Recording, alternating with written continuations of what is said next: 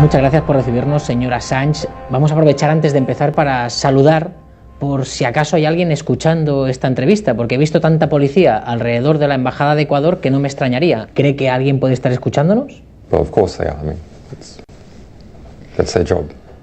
Lleva usted casi un año recluido en esta Embajada de Ecuador en Londres. ¿Cómo está? I'm fine. Interestingly, there's often an attempt by some journalists who seem to want to hear that I am suffering terribly. But of course, I am doing the work of my life, so it is quite satisfying. Actually, even in very difficult circumstances, it is quite satisfying. ¿Usted es partidario de la transparencia radical? Well, what does radical mean? You know, it depends on where you are as to whether something is radical. Transparencia total. We already have total and utter transparency, and that is almost everything everyone does is on the internet. Yo me refería a transparencia hacia el ciudadano. I know what you're referring to. What I'm saying is already we're at the position where the most powerful organizations in the world are able to peer in to the lives of all people because everything significant that we do is on the internet. Our emails, our communications, our business transactions, our aeroplane tickets, flights, our bank transfers, etc. All the information is going up to those people who already have enormous power, spy agencies and their contractors. And therefore the only way of balancing this is for information to also flow the other way and for it to flow laterally. ¿Usted no envía ningún email? ¿Nunca? Not directly, through my lawyers. But for me, everything I say over email is something that can be used in espionage prosecution. So we have to be quite careful. Email and SMSs are the least secure of all the communications mediums. Yo vengo de un país, de España, en el que no tenemos, por ejemplo, ni ley de transparencia. ¿Qué le parece? In relation to the United States, you go, well, the United States has got a transparency law, but look at all the abuses it conducts. Of course, it's finding ways now to make everything classified and to hide everything from the public. Para usted, las leyes de transparencia, a veces los países, los gobiernos de los países las utilizan como coartada. Very, very, very frequent. If we look at the UK, when people wrote requests to UK government departments under the transparency law saying they are horrified that such a law exists, and it's quite funny to see the responses. What? People have rights to do that. And they're very, very surprised. And finally, they then understand, in fact, that there is such a law, and then they tend to comply with it very well. But then within a couple of years, they work out how they can twist the law and use this exemption. For example, we also made an application on the police here in Britain. And of course, you know, the government has admitted that they've spent $4.5 million as of the beginning of this year just to surround this embassy with police. But they won't hand over any documents under the Freedom of Information Act because they say it concerns an investigation. Well, there is no investigation. ¿Usted no cree que si los estados tuviesen una transparencia total serían ingobernables?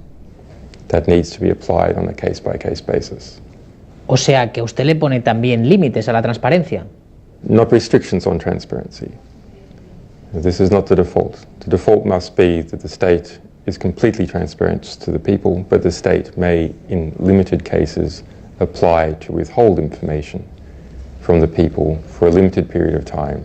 ¿Se pueden hacer públicas informaciones que pongan en peligro la vida de terceros? Se lo digo por esta filtración que hizo Wikileaks, donde ustedes filtraron los nombres de fuentes diplomáticas junto a decenas de miles de cables. Y el cuerpo de la información dice que el Departamento de Estado americano y grupos de defensa de derechos humanos temían que la revelación de estas fuentes podían poner en peligro a estas personas. ¿Cree que esto es una imprudencia? Well, it's an absolute lie and an absolute propaganda disgrace. And I am so pissed off about this. Let's look at the reality. There is not a single claim by any government, including the US government, that any information that WikiLeaks has released in the past 6 years has ever resulted in physical harm to even a single person in any country in the world. So this is just like weapons of mass destruction.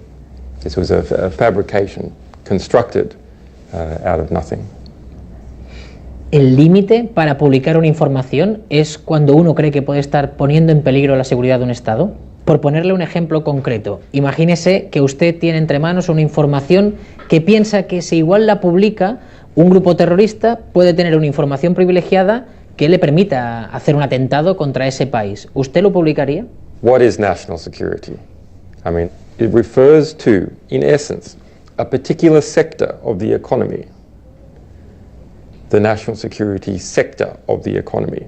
Those influence groups, those arms manufacturers, those generals, those bureaucrats who are all prospering and profiting from national security. So when someone says, oh, I believe that affects national security, what they mean is, I believe that that affects a very large and powerful interest group that will attack back. In the United States, right now, there are over 5 million people with security clearances, over 1 million people with top secret security clearances. The majority of the people with top secret security clearances, who do they work for? The CIA, the Pentagon? No. They work for private military organizations in the United States. This is one of the ways that the United States government has worked out how to get around the Freedom of Information Act. You just hire Lockheed Martin or SAIC or Blackwater to do all your dirty stuff. And it's a private company, so the Freedom of Information Act doesn't apply. So it's actually quite important that Spain try and get some components, not necessarily all, but some components, so that when a private company does work for the government, is commissioned by the government, then the Freedom of Information Act applies to the private company.